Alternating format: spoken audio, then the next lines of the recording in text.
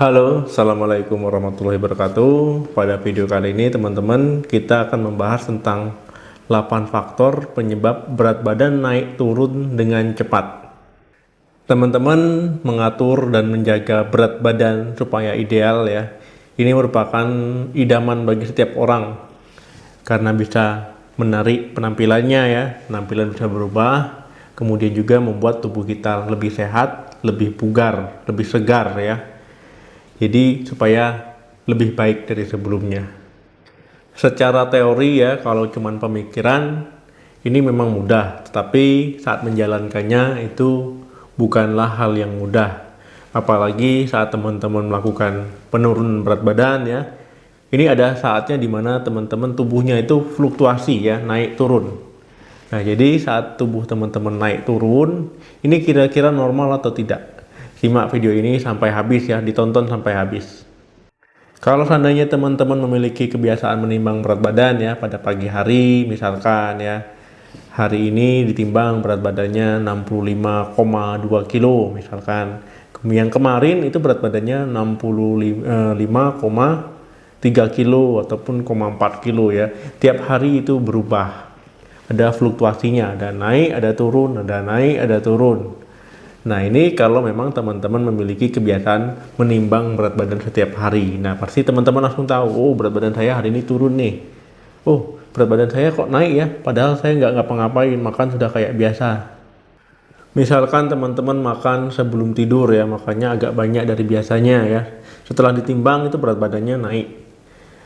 Kemudian teman-teman olahraga ya, olahraga saat ditimbang itu berat badannya turun. Nah, jadi ada alasan lain yang menyebabkan berat badan naik turun dengan cepat ya, bukan hanya itu saja. Kalau seandainya berat badan teman-teman naiknya itu ataupun naik turunnya itu sekitar kurang lebih 1 kilo, itu hari ke hari itu merupakan hal yang wajar ya. Karena ada beberapa faktor yang menyebabkan berat badan naik dan turun dengan cepat. Di antaranya yang pertama, terlalu banyak mengkonsumsi garam dan juga karbohidrat. Nah, ketika teman-teman mengkonsumsi garam yang agak banyak ataupun karbohidrat yang agak banyak ya, tubuh teman-teman akan cenderung menahan air. Hal inilah yang menyebabkan berat badan teman-teman itu naik ya, timbangannya naik. Nah, kemudian timbangannya turun ataupun mereda ketika pencernaan sudah mulai terlaksana ataupun sudah selesai ya. Nah, setelah ditimbang, nah tadi naik kok beberapa jam kemudian turun lagi nih.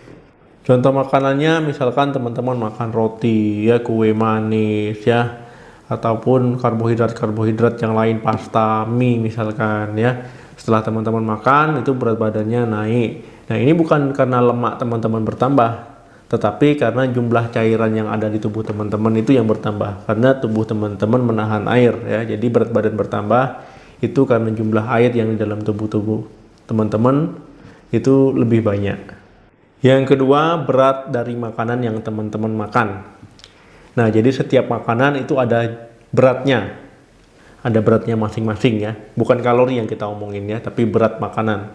Misalkan teman-teman mengkonsumsi air 200 cc ataupun 300 cc ya. Berat badan akan naik ya sebanyak itu juga. Ataupun misalkan teman-teman makan sayur ataupun buah-buahan ya. Misalkan beratnya 2 on ya. Berat badan teman-teman juga bisa naik sebanyak itu juga. Nah, ini yang kita bahas adalah berat dari makanan. Akan tetapi ya, makanan sehat seperti teman-teman mengkonsumsi air putih, kemudian juga makan sayur dan buah ya, ini akan lebih cepat diproses oleh tubuh.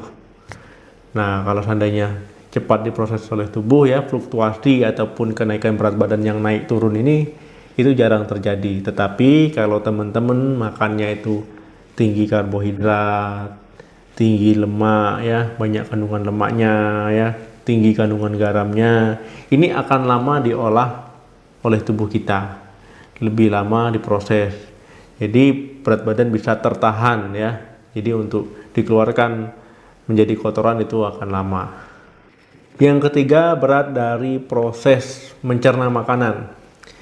Nah, jadi tubuh kita saat kita makan ya, tubuh kita akan mengambil energi dari makanan, kemudian menghidrasi tubuh ya dari cairan yang kita minum. Kemudian hal ini akan dikeluarkan oleh tubuh lagi ketika sudah selesai prosesnya ya. misalkan dari keringat, kemudian dari lendir, dari air kencing, maupun dari kotoran. Nah, ketika itu sudah selesai semua dikeluarkan, hasil akhir dari proses yang kita cerna, makanan-makanan tadi ataupun minuman tadi ya, berat badan teman-teman akan sedikit berkurang. Yang keempat, olahraga. Nah, saat teman-teman olahraga, lari, main badminton, ataupun main basket ya. Nah, ini kan tujuan olahraga untuk membakar kalori supaya terjadi penurunan berat badan. Nah, tetapi ya saat olahraga kan itu kita banyak mengeluarkan keringat. Jadi sampai basah bajunya, celananya, kemudian teman-teman timbang itu bisa turun berat badannya setengah kilo ya. Nah, ketika teman-teman minum lagi ataupun mengganti cairan lagi, berat badannya kembali lagi. Nah, bukan berarti saat teman-teman olahraga pembakaran kalorinya itu tidak berhasil ya, bukan. Tapi memang tidak langsung terlihat pembakaran kalorinya. Tetapi yang langsung terlihat adalah jumlah keringat yang keluar setelah ditimbang itu karena cairan tubuh itu berkurang ya, otomatis berat badan juga berkurang. Setelah teman-teman minum lagi ataupun mengembalikan jumlah cairan yang hilang, berat badan bisa bertambah lagi ataupun balik ke seperti semula. Yang perlu teman-teman ketahui, air putih yang kita minum ataupun yang teman-teman minum di rumah itu tidak ada kalorinya. Nah, jadi jangan khawatir kalau teman-teman mengkonsumsi air putih itu bisa berubah jadi lemak, tidak mungkin ya. Yang kelima, obat-obatan. Nah, jadi memang ada beberapa obat-obatan yang bisa menahan air di dalam tubuh kita, ya. Kemudian juga meningkatkan nafsu makan, ataupun ada yang merubah metabolisme tubuh kita. Nah, ketika teman-teman mengkonsumsi obat-obatan ini, ya sebaiknya teman-teman mengkonsultasikannya ke dokter ya, ketika teman-teman mengalami kenaikan berat badan yang cepat, ataupun perubahan berat badan yang signifikan ya. Maka dari itu saya sarankan ataupun saya ingatkan, jangan sesekali teman-teman mengkonsumsi obat tanpa pengawasan dari dokter.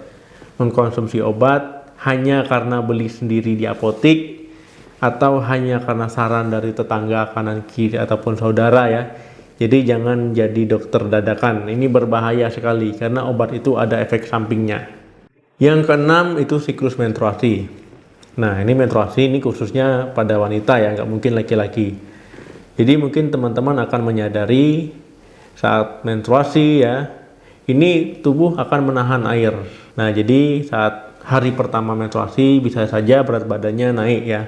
Nah, jadi mungkin teman-teman akan menyadari hal itu, kemudian setelah berjalan menstruasinya ataupun sampai selesai menstruasinya, itu berat badan akan turun kembali.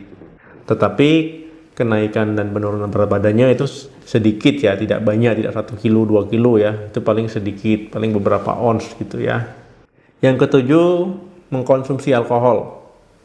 Nah, ketika teman-teman mengkonsumsi alkohol ya, alkohol ini kan minuman yang tidak saya sarankan ya, yang tidak sehat. Jadi saat tubuh menerima alkohol ya, ini untuk mencerna, untuk memprosesnya itu tidak secepat dari makanan lain ya.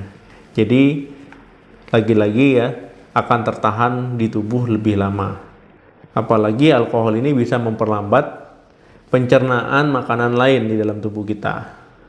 Ditambah lagi alkohol ini ada kalorinya ya. Kemudian teman-teman biasa minum alkohol ya, tidak memperhatikan jumlah asupan kalori yang teman-teman terima, akhirnya berat badan bisa bertambah ya, bisa naik turun. Yang kedelapan itu masalah kesehatan. Jadi memang ada beberapa masalah kesehatan yang bisa teman-teman alami yang menyebabkan berat badan bertambah ya, yang menyebabkan berat badan naik turun. Misalkan teman-teman ya menderita tiroid, Cushing syndrome, sindrom ovarium ya, ini bisa menyebabkan kenaikan berat badan yang tidak teman-teman sadari, yang tidak teman-teman duga-duga. Apalagi orang yang menderita diabetes ya, ini penurunan berat badan bisa saja terjadi yang tidak teman-teman duga. Jadi jika teman-teman mengalami masalah kesehatan, gejalanya tidak biasa, yang membuat teman-teman tidak nyaman, sebaiknya ya konsultasikan ke dokter ya, agar tertangani dengan baik. Sudah paham ya teman-teman, itu tadi penyebab ataupun faktor yang mempengaruhi berat badan naik turun dengan cepat ya. Jadi ada kalanya teman-teman berat badannya itu fluktuasi ya, naik turun ya, tiap harinya nggak jelas. Itu tadi penyebab-penyebabnya ataupun faktor-faktor yang mempengaruhinya. Oke, terima kasih yang sudah menonton video saya sampai habis. Jangan lupa bantu saya bagikan video ini sebanyak-banyaknya ke media sosial. Di-share karena gratis ya. Jangan lupa juga untuk like dan juga tulis di komentar tentang tanggapan video ini. Karena komentar teman-teman sangat berarti ya. Untuk saya baca-baca, untuk jadi motivasi juga, kritik, saran ya. Terima kasih yang sudah menonton video ini. Sampai ketemu lagi di video saya selanjutnya. Salam sehat, sukses diet, sampai jumpa.